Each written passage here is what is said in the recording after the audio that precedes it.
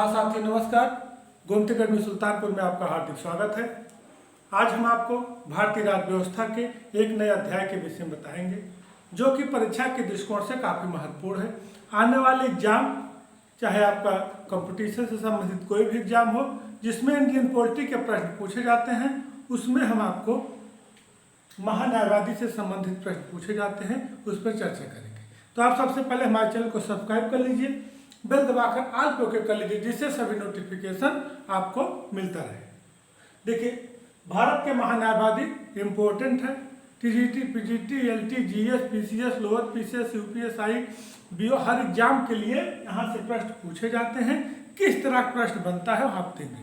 Indian polity का जो video हम आपको दे रहे हैं, आप हमारे गोमती अकेडमी सुल्तानपुर के चैनल पर जाकर प्लेलिस्ट में जाकर संपूर्ण वीडियो देख सकते हैं। भारतीय संविधान की प्रस्तावना से लेकर हमने चरणबद्ध तरीके से आपको वीडियो दिया हुआ है। वह वीडियो विभिन्न परीक्षाओं को ध्यान में रखकर, कॉन्सेप्टुअल, फैक्टुअल को ध्यान में रखकर बनाया गया है, जिससे आपका काम आसानी से हो जाए। आपका सफलता में ही हमारी सफलता है। हमारे वीडियो बनाने का मुख्य उद्देश्य आपको संविधान समझने में आसानी हो। तो चलिए हम चलते हैं भारत के महान्यायवादी। देखिए, हम आपको भारत केंद्र सरकार, राज्य सरकार पढ़ा चुके हैं। अब महान्यायवादी, उसके बाद राज्य के महाधिवक्ता।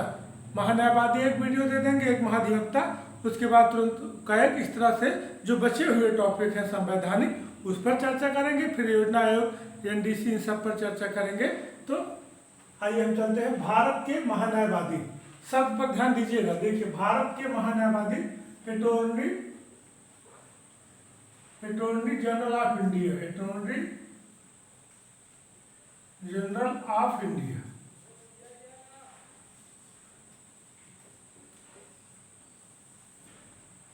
देखिए, यहां दो तीन शब्द आता है कि भारत के महान्यायवादी, अटॉर्नी जनरल ऑफ इंडिया। राज्य के महाधिवक्ता होते हैं, वो एडवोकेट जनरल होते हैं। उसका मतलब कंफ्यूज नहीं होना, हमको भारत के महान्यायवादी अटॉर्नी जनरल ऑफ इंडिया पढ़ना है। एक भारत के महाधिवक्ता होते हैं, वो सॉलिसिटर जनरल होते हैं।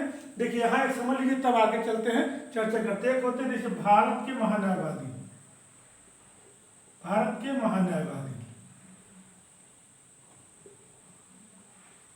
महान्यायवादी, एक भारत के महाधिवक्ता, भारत के महाधिवक्ता,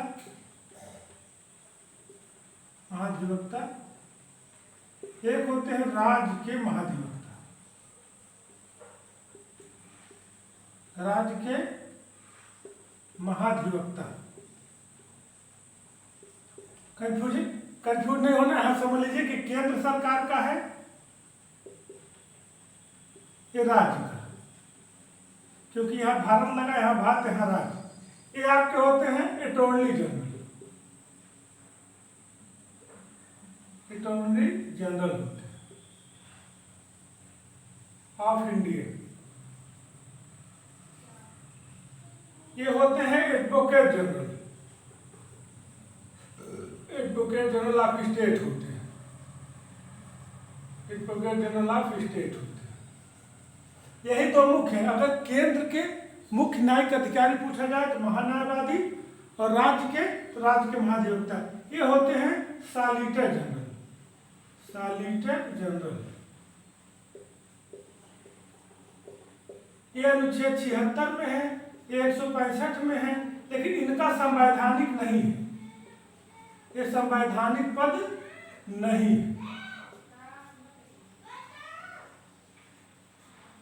तो ये जो प्रश्न आपका पूछा जाता है, ये महान्यायवादी सहयोगी होते, बहुत कम पूछा जाता है। तो जो इनके सहयोगी होते हैं, भारत महान्यायवादी भारत देश के कानूनी सलाहकार होते हैं, राज्य महाधिवक्ता राज्य के, अटॉर्नी जनरल और एडवोकेट जनरल। सॉलिसिटर जनरल पूछा जाता है तो एक कानूनी जानकार होते हैं, लेकिन इनके सहयोगी होते हैं। तो हमको इसको पढ़ना है, इसी थोड़ा इस पर भी चर्चा कर लेंगे, इसका अलग वीडियो देंगे। तो कहने का मतलब है कि आपका जो है भारत के महान्यायवादी, इस पर चर्चा करेंगे, उसी में इसकी चर्चा कर लेंगे, और ये राज्य की अलग से वीडियो कर देंगे आपको। तो महान्यायवादी। सबसे इंपॉर्टेंट चीज ये कि एक चीज क्लियर करते चलिए और प्रश्न क्या बनता है। सबसे पहले पहला प्रश्न बनता है कि भारतीय संविधान के किस भाग में महान्यायवादी पद की चर्चा है। तो भाग 5।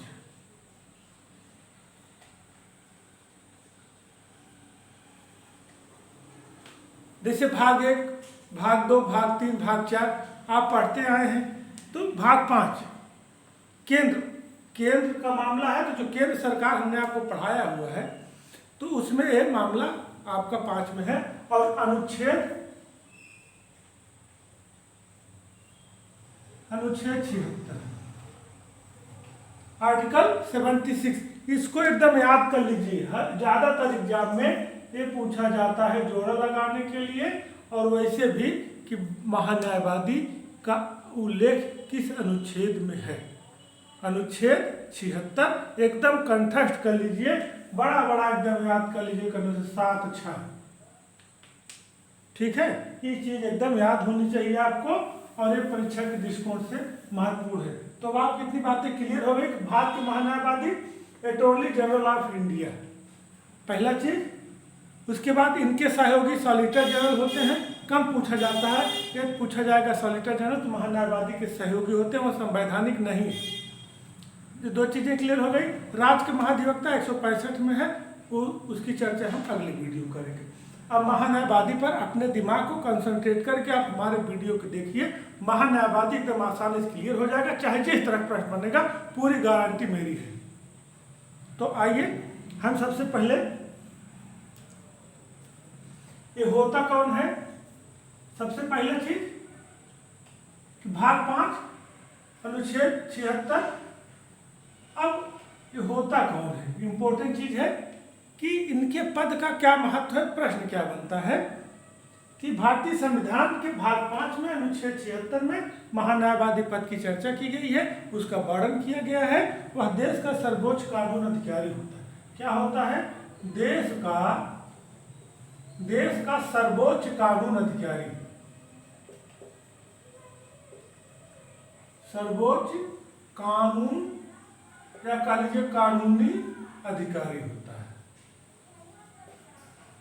देश का सर्वोच्च कानूनी अधिकारी होता है।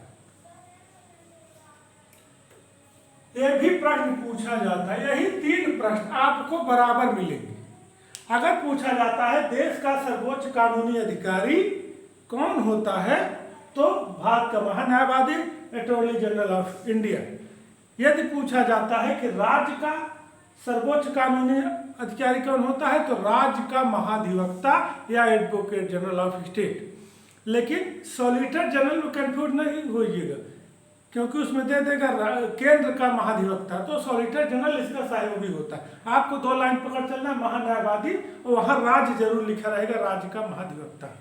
तो अगर पूछा जाएगा देश का सर्वोच्च कानूनी अधिकारी कौन होता है, तो सीधे सीधे उसमें आएगा भारत का महान्यायवादी, भारत का महाधिवक्ता, राज्य का महाधिवक्ता, या इस तरह से विकल्प रहेगा। तो आपको महान्यायवादी लगाना है।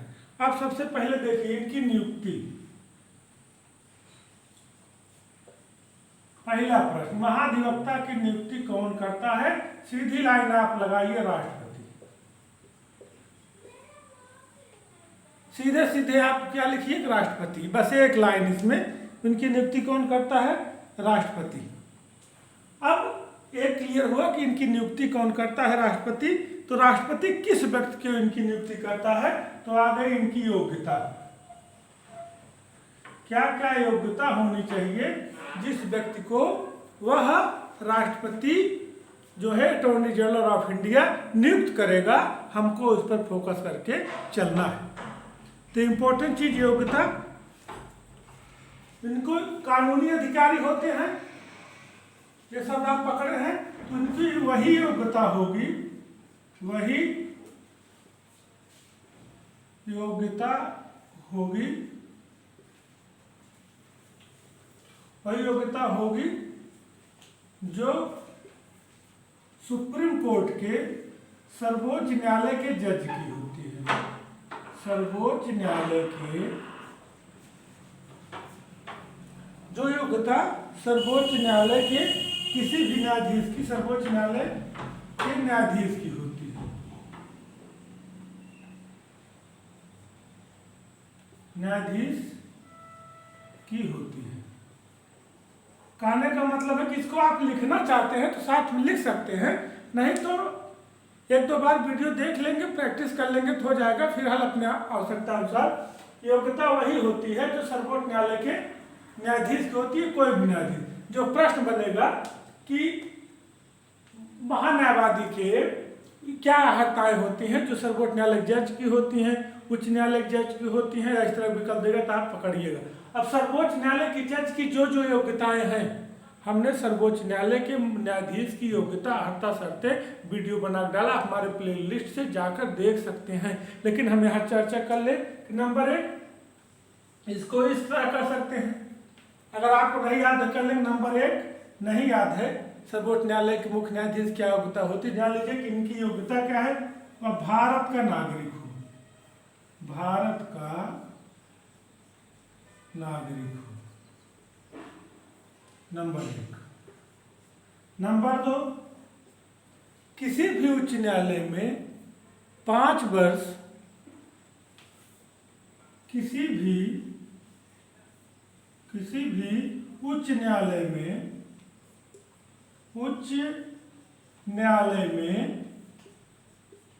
5 वर्ष न्यायाधीश रहे हों, कम से कम 5 वर्ष न्यायाधीश रहे हों। अगर ये भी नहीं है तो वह किसी भी उच्च न्यायालय में, किसी भी उच्च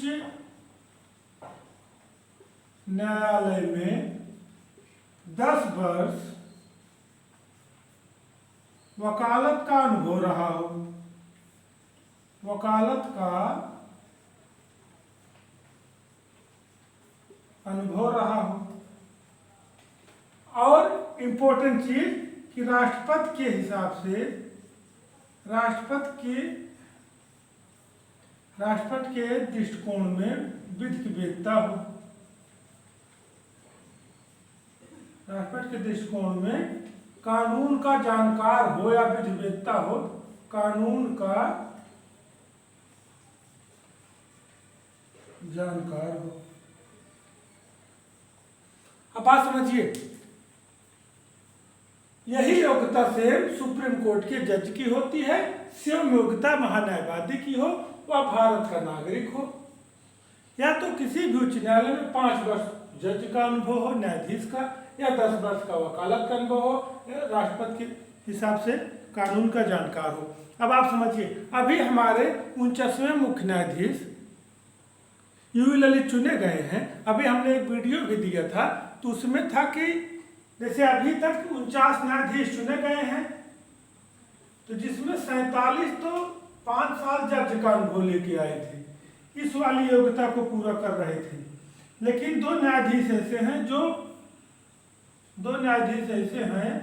जो वकालत का अनुभव लेके आए थे। तो उसमें एक हो गए सीकरी साहब और एक हमारे यूयू ललित। तो ये चीज आप यहाँ रिमेम्बर कर लीजिए, एग्जाम में पूछा जा सकता है। तो ये योग्यता हो गई। देखिए एक एक चीज को ध्यान से समझ लीजिए, बहुत इंपॉर्टेंट है। ये सब फैक्चुअल है, एक बार आप इनका समझ लिए दिक्कत नहीं होगी। अगला कार्यकाल।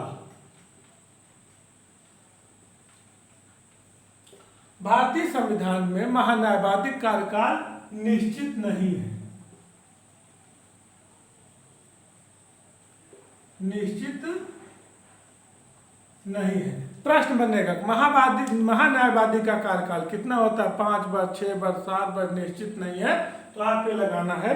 और सबसे इंपॉर्टेंट चीज कि यह जो है, जो प्रश्न बनता है कि निम्नलिखित में से कौन सा राष्ट्रपति के प्रसाद प्रयत्न पद धारण करता है, तो महान्यायवादी।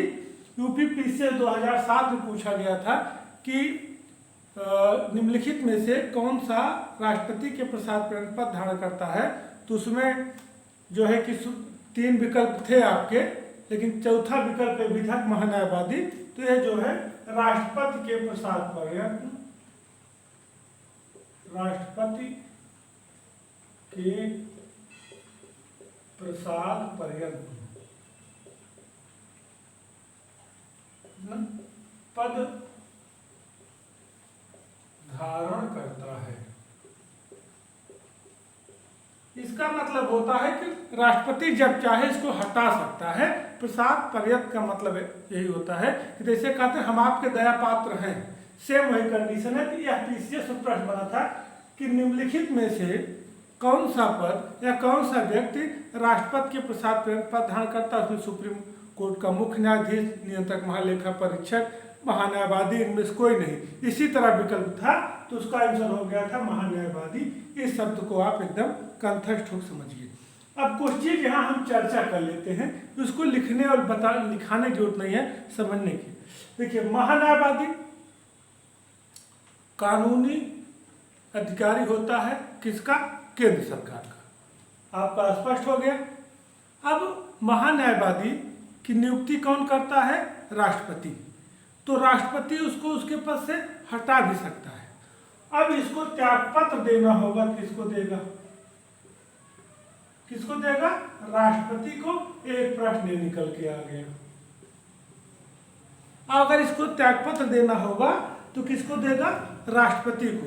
तो कहने का मतलब है कि पत्र आ गया, राष्ट्रपति हटा सकता है, त्यागपत्र देना होगा तो राष्ट्रपति देगा। अब जनरल बात समझ लीजिए कि जब शासन सत्ता का चुनाव हो जाता है तो जब तक, जैसे अब 2019 में लोकसभा का चुनाव हुआ, माननीय मोदी जी के नेतृत्व में जो गवर्नमेंट बनी, अब जो भारत का महान्यायवादी के पद पर आसीन रहते हैं वह जो है उनके शासनकाल तक अगर कोई विसंगति नहीं आती है, इस्तीफा नहीं देते हैं या राष्ट्रपति उनको हटाता नहीं है, तो अपने उस पूरे कार्यकाल तक रहते हैं। लेकिन जैसे ही वो कार्यकाल समाप्त होता है या वह सरकार जो है बीच में ही गिर जाती है तो इनका कार्यकाल अपने आप समाप्त हो जाता है। कहने का मतलब स्पष्ट लाइन में आप समझ लीजिए कि इनका कार्यकाल निश्चित नहीं है। ये अपने पद पर तब तक बने रहते हैं जब तक सरकार रहती है। जब सरकार गिर जाती है तो इनका कार्यकाल समाप्त हो जाता है। अगली गवर्नमेंट जब बनती है तो अपने हिसाब से राष्ट्रपति के माध्यम से इनका चुनाव हो जाता है। राष्ट्रपति के प्रसाद पर धारण करते हैं। यदि यह सही काम नहीं करते राष्ट्रपति इनको हटा सकती है। त्यागपत्र अगर इनको देना है कि हमको काम नहीं करना है तो राष्ट्रपति को एक त्यागपत्र दे सकते हैं। स्पष्ट हो गया कि इनका कार्यकाल निश्चित नहीं। ये शब्द याद रहेगा। राष्ट्रपति प्रसाद पर धारण करते हैं, याद रहेगा। त्यागपत्र कितने देते? राष्ट्रपति, याद रहेगा। प्रश्न आपका हल हो जाएगा, पूरी गारंटी हमारी है। लेकिन इतना आप समझ लीजिए कि जैसे जब गवर्नमेंट का कार्यकाल समाप्त होता है तो इनका भी समाप्त हो जाता है। नई गवर्नमेंट आती तो अपने हिसाब से इनका चयन कर लेती है। अब आप समझिए इनकी कार्य एवं शक्तियां। कार्य एवं शक्तियां,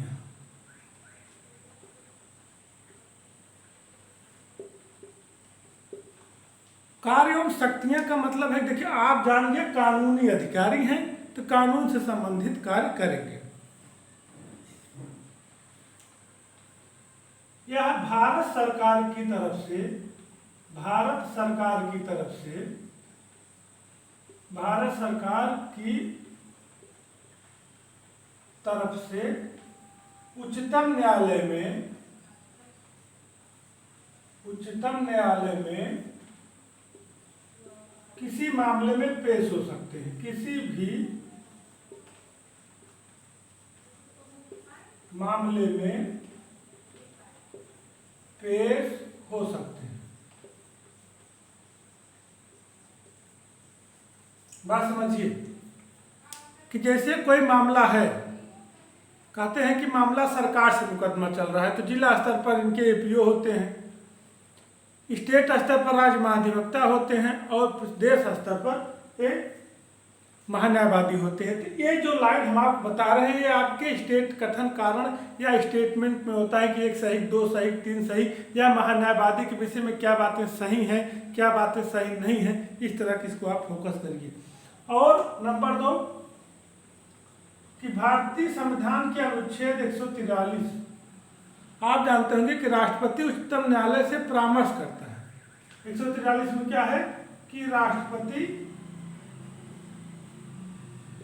उच्चतम न्यायालय से उच्चतम न्यायालय से परामर्श करता है, उच्चतम न्यायालय से परामर्श करता है। तो राष्ट्रपति जब उच्चतम न्यायालय से परामर्श करता है, अगर राष्ट्रपति को कोई कानूनी जानकारी लेना है तो महान्यायवादी ले सकता है। तो 143 में राष्ट्रपति ने परामर्श करता है, तो इस परामर्श से पहले, जैसे राष्ट्रपति तो कानून का वेत्ता तो है नहीं, वो एक संवैधानिक व्यवस्था चुना गया है, जितना कानून ज्ञान महान्यायवादी को है उतना राष्ट्रपति तो है नहीं। अगर उच्चतम न्यायालय में उसको कोई विचार विमर्श करना है तो करता है, तो क्या तहत तो महान्यायवादी से परामर्श ले सकता है, महान्यायवादी से परामर्श ले सकता है। कहने का मतलब है कि अगर वह उच्चतम न्यायालय जा रहा है, किसी भी बात करना है तो परामर्श ले सकता है किस मुद्दे पे क्या क्या बातें हो सकती हैं। और इसके साथ भी सबसे इंपॉर्टेंट लाइन जान लीजिए कि यह भारत के किसी भी न्यायालय में सुनवाई कर सकता है। मतलब यह भारत के किसी भी न्यायालय में, किसी भी, ये लाइन एकदम याद रखिएगा, ये इंपॉर्टेंट लाइन, किसी भी न्यायालय में सुनवाई कर सकता है, सुनवाई कर सकता है। मतलब बतौर वकील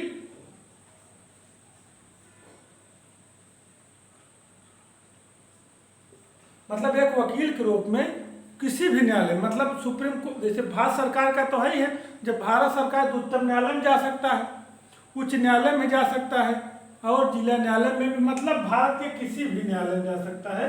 इसका मतलब है कि यह उच्च न्यायालय में भी या अन्य न्यायालय में, यहाँ आप लिख सकते हैं कि सर्वोच्च न्यायालय बता ही दिए हैं, उच्च न्यायालय या और अन्य न्यायालय, अन्य न्यायालय में वो बतौर वकील तो वकील सुनवाई कर सकता है।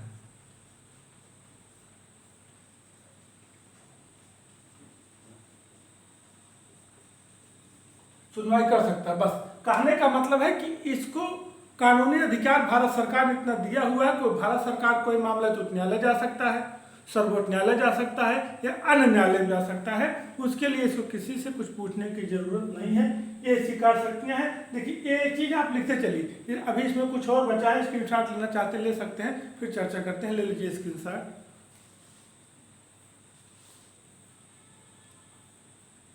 ये हो गया, स्क्रीनशॉट हो गया होगा। और अब शक्तियों के बाद इसमें कुछ चीजें और बची हैं,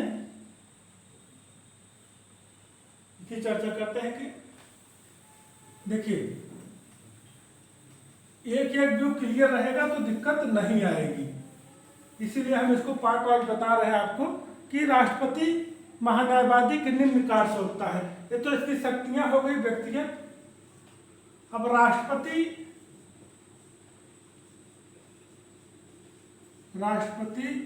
महान्यायवादी को क्या क्या शक्ति दे सकता है। महान्यायवादी को निम्न कार्य सौंपता है, निम्न कार्य सौंपता है। देखिए ये आपकी जानकारी के लिए इंपॉर्टेंट चीज है कि इसमें मेन चीज है कि जब बने कौन सा सही है कौन सा गलत है, पूरी बातें क्लियर रहेगी तो आपको दिक्कत नहीं होगी। जो आपकी भारत सरकार तरफ से उच्चतम न्यायालय के किसी मामले में पेश हो सकता है, वही चीज यदि भारत सरकार के ऊपर कोई चैलेंज आए, न्यायालय जाना है तो राष्ट्रपति उनकी करता है और वो उच्चतम न्यायालय जाता है। उच्चतम न्यायालय में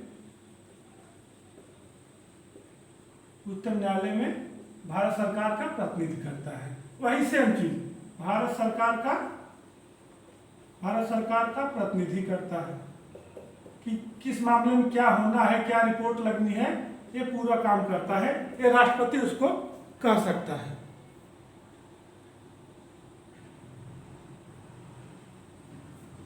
और उसके बाद कोई भी मामला हो, किसी भी स्टेट का हो, जिला का हो, या कहीं कोई मामला हो जहां भारत सरकार कानूनी होता है, यह जो है उपस्थित होता है। अब आप समझिए कि अब इसके समय में मुख्य रूप से ये चीज़ें आपकी यहाँ से एडजस्ट हो जाती हैं कि ये इसकी शक्तियाँ हैं, ये काम इसको राष्ट्रपति भी कर सकता है। तो इसकी बहुत चर्चा हम नहीं करेंगे। अब हम आपको इसके अधिकार एवं मर्यादाएं, इसके अधिकार, देखिए शक्तियां और राष्ट्रपति क्या कर देता है और इसकी शक्तियां हो गई।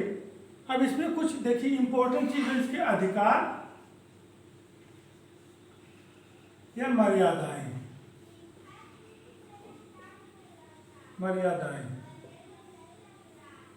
अब ये समझिए, इसमें सबसे इंपॉर्टेंट चीज है, पहली चीज हम आपको बता दिए कि यह कहीं भी सुनवाई कर सकता है, यह कहीं भी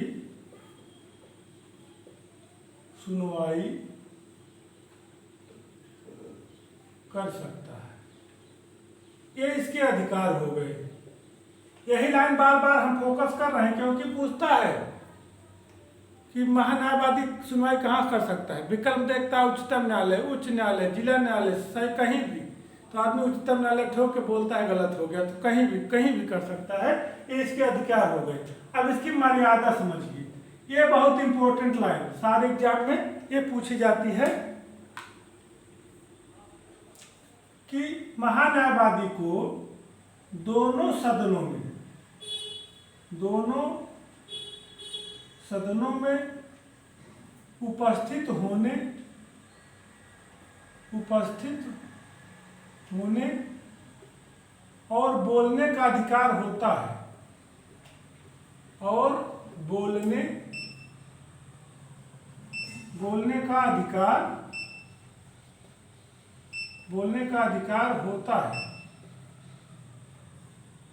लेकिन मतदान का नहीं।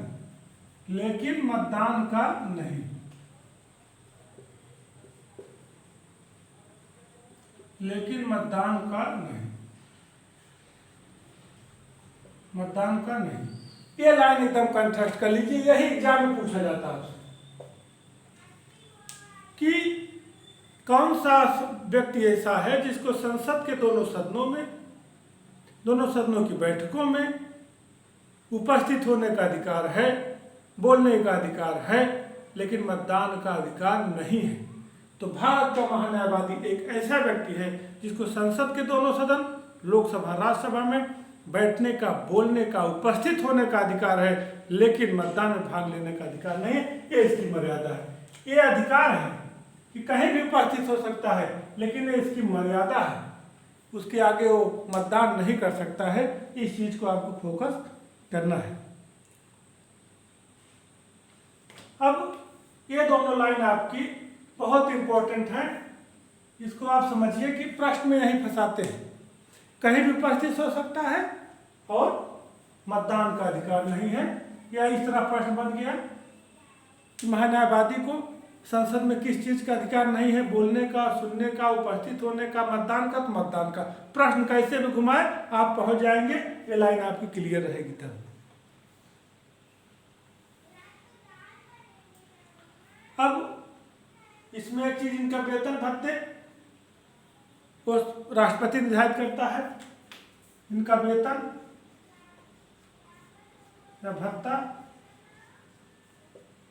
तो राष्ट्रपति निर्धारित करता है। कौन निर्धारित करता है? राष्ट्रपति निर्धारित करता है, संसद नहीं निर्धारित करता है। राष्ट्रपति निर्धारित करता है, संसद नहीं निर्धारित करता है। यहाँ आपको एक चीज फोकस कर चलना है कि इनके वेतन भत्ते को राष्ट्रपति निर्धारित करता है, संसद नहीं।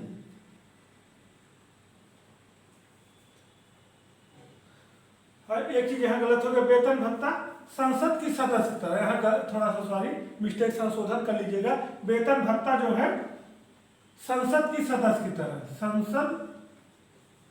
संसद के सदस्य की तरह, सदस्य की तरह, जिस तरह हमारी संसद को वेतन भत्ते, देखिए संसद को जिस तरह वेतन भत्ते मिलते हैं सेम वही इनको मिलता है।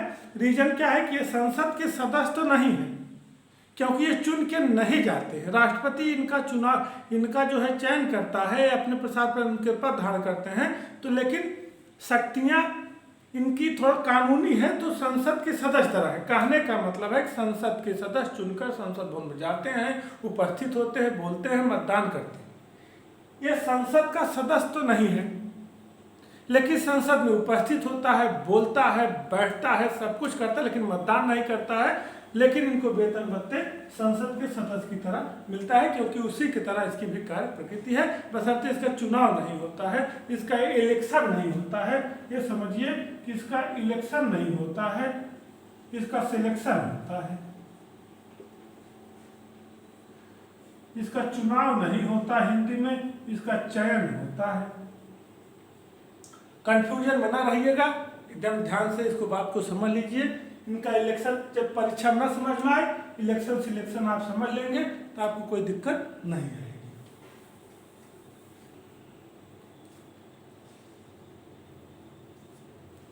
अब रही बात वेतन भत्ते की, अब इनकी अधिकार कहीं भी सुनवाई कर सकता है। इनकी मर्यादाएं भी हैं कि अब इनकी मर्यादा में एक तो है, ये हो गया कि मतदान नहीं करेंगे। अब इनकी मर्यादा में अगला टॉपिक आप समझ लीजिए कि ये भारत सरकार के किसी भी बात का कोई विश्लेषण नहीं करेंगे। कहने का मतलब है कि भारत सरकार के खिलाफ, भारत सरकार के खिलाफ, भारत सरकार के खिलाफ कोई विश्लेषण नहीं करेंगे। मतलब इनके पीछे विश्लेषण नहीं करेंगे।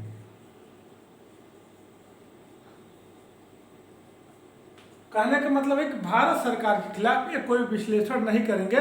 जैसे भारत कानून अधिकारी हैं, अब सरकार की तरफ से पेश होने जा रहे हैं तो सरकार का बचाव करेंगे, ये नहीं कि उसके खिलाफ है विश्लेषण करेंगे। ये भी इनके पद की अपनी मर्यादाएं हैं। अब ये इंपॉर्टेंट चीज आप समझ गए होंगे कि इनके देखिए वेतन भत्ता आ गया कि संसद के सदस्य के समान होते हैं, क्लियर हो गया। अधिकार क्या है, कहीं भी सुनवाई कर सकता है। मर्यादा क्या है कि इनको मतदान का अधिकार नहीं है। और भारत सरकार के खिलाफ ये कोई विश्लेषण नहीं करेंगे। जैसे ये भारत, अगर कोई व्यक्ति, समाज, राष्ट्र, कोई व्यक्ति भारत सरकार के खिलाफ सुप्रीम कोर्ट में कोई मामला किया है, चाहे जनहित याचिका किया है, अगर उसकी सुनवाई है और भारत सरकार की तरफ से महान्यायवादी जा रहे हैं, तो भारत सरकार की तरफ नहीं बोलेंगे, या वैसे पब्लिकली भी ये भारत सरकार के पक्ष में ही अपना मत रखेंगे और इसके खिलाफ नहीं करेंगे। और एक चीज और, जब भारत सरकार के बिना अनुमति के, भारत सरकार के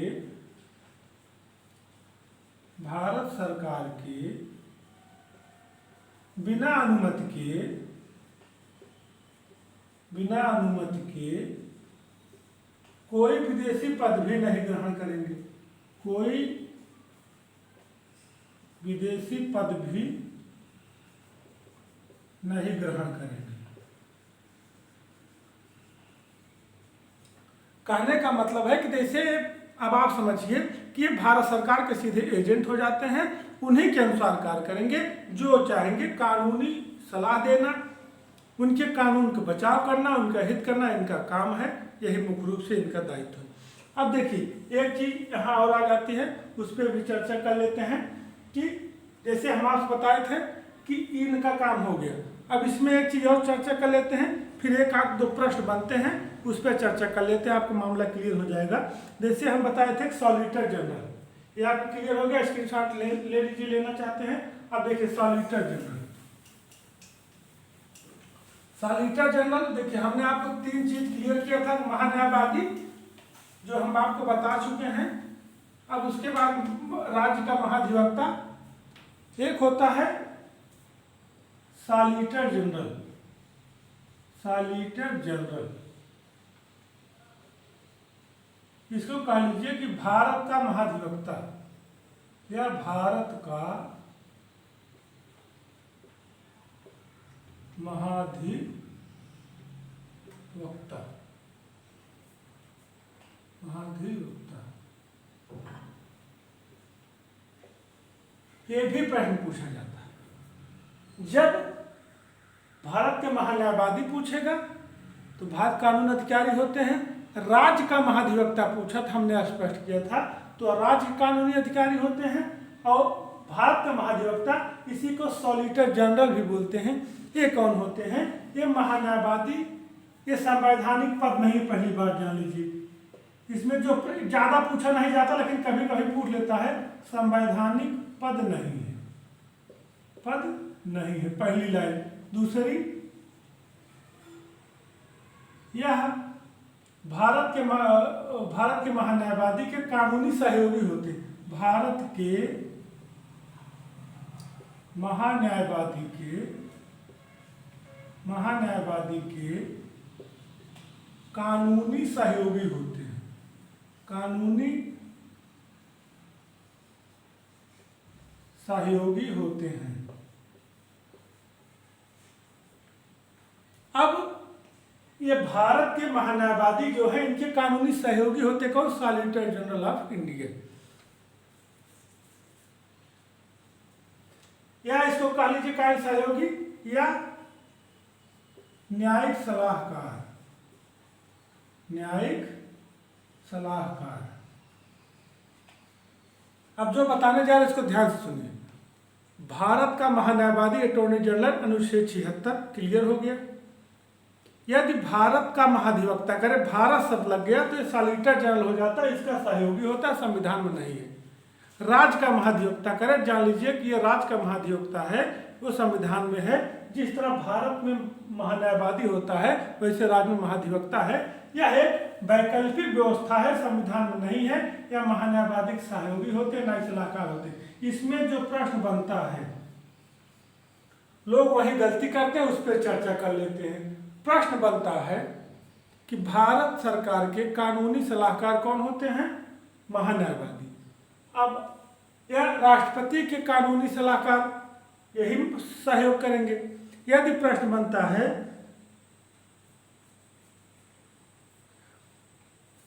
सॉलिसिटर जनरल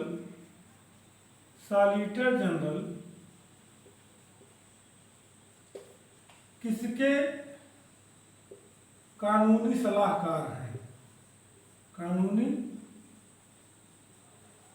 सलाहकार हैं। तो इसमें विकल्प दे देता है राष्ट्रपति। नंबर 2 महान्यायवादी। नंबर 3 प्रधानमंत्री, या नंबर 4 कुछ अन्य दे दिया। तो लोग करते क्या है, तो लोग सोचते हैं कि यह राष्ट्रपति का सलाहकार होगा, क्योंकि राष्ट्रपति की सलाह महान्यायवादी देता है। यह गलती मत करिएगा। सॉलिसिटर जनरल किसके सलाहकार है? महान्यायवादी का। हमने लिखा दिया है कि महान्यायवादी के कानूनी सलाहकार सहयोगी हैं या न्यायिक सलाहकार है, बस ये चीज। अगर सॉलिसिटर जनरल किसके कानूनी सलाहकार हैं, यह प्रश्न बनता है, तो आप उत्तर सीधे लगाइएगा राष्ट्रपति। या आपके लिए सॉलिसिटर जनरल किसके कानूनी सलाहकार हैं? महान्यायवादी। ये चीज आप क्लियर करिए। अब देखिए 1-2 प्रश्न जो बनते हैं उस पर चर्चा कर लें, आपका काम यहाँ से लगभग फाइनल। सबसे पहले प्रश्न है कि भारत का, पहला क्वेश्चन, भारत का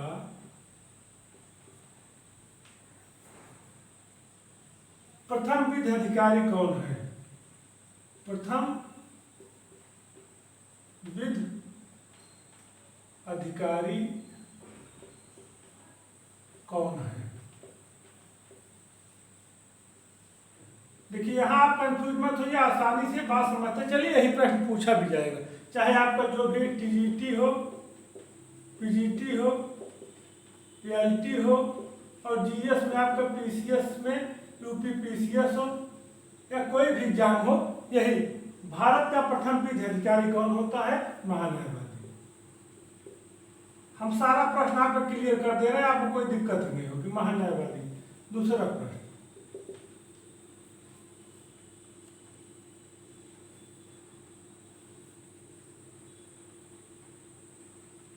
भारत का महान्यायवादी, भारत का महान्यायवादी किसका सलाहकार है? किसका सलाहकार है? तो आपको आंख मूंद के लगाना है भारत सरकार। बार बार ये भारत सरकार का, देश का मतलब भारत सरकार का, भारत सरकार।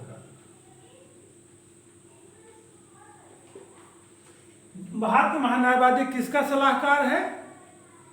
भारत सरकार का।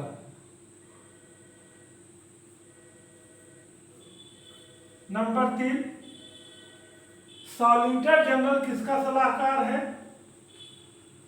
सॉलिसिटर जनरल किसका सलाहकार है? किसका सलाहकार है? आंसर आप यहाँ भारत सरकार मत लगाइएगा। सॉलिसिटर जनरल देख के अटॉर्नी जनरल करके लोग चले आते हैं और बाद में कमेंट में करेंगे अरे सर वो थोड़ा सा हुआ तो थोड़ा, ये किसका होता है? ये महान्यायवादी का। यह महान्यायवादी का सलाहकार होता है। और कौन व्यक्ति या कौन पद संसद में उपस्थित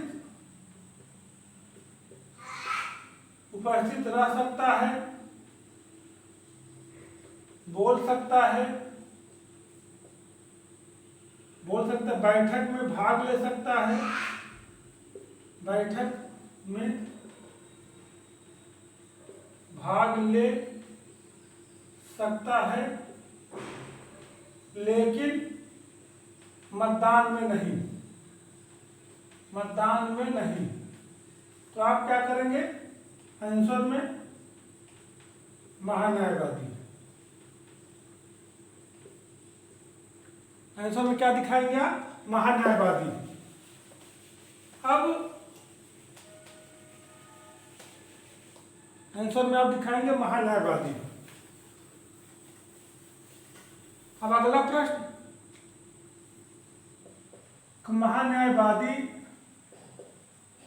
महान्यायवादी का पद किस भाग या अनुच्छेद में है? अनुच्छेद में है। तो आंसर आप सीधे जान लीजिए, भाग 5 अनुच्छेद 76। इतना प्रश्न अगर आप क्लियर किए हैं, जितना हम बताएं उतना क्लियर किए हैं, तो महान्यायवादी से कोई प्रश्न फंसेगा नहीं। इतना आप स्पष्ट, जब महान्यायवादी भारत सरकार का कानूनी सलाहकार होता है, राज्य का महाधिवक्ता राज्य का और भारत का महाधिवक्ता महान्यायवादी का। 13 महान्यायवादी संबंधित इंपॉर्टेंट वीडियो और इससे संबंधित महत्वपूर्ण क्वेश्चन, तो आप इसको जरूर देखिए। हमको कमेंट बताइए कैसा लगा। राज्य का महाधिवक्ता वीडियो हम आपको कल उपलब्ध कराएंगे, उसके बाद तब सीधे कैट पे आ जाएंगे। तो सबसे पहले हमारे चैनल को आप जरूर सब्सक्राइब कर लीजिए, जिससे जो भी पॉलिटी से रिलेटेड वीडियो बने, अभी अन्य कुछ वीडियो की भी तैयारी चल रही है, वो आपको मिलता रहेगा। आपका लक्ष्य आपको मिले, इसके लिए हम आपसे जुड़े रहेंगे। जय हिंद, जय भारत।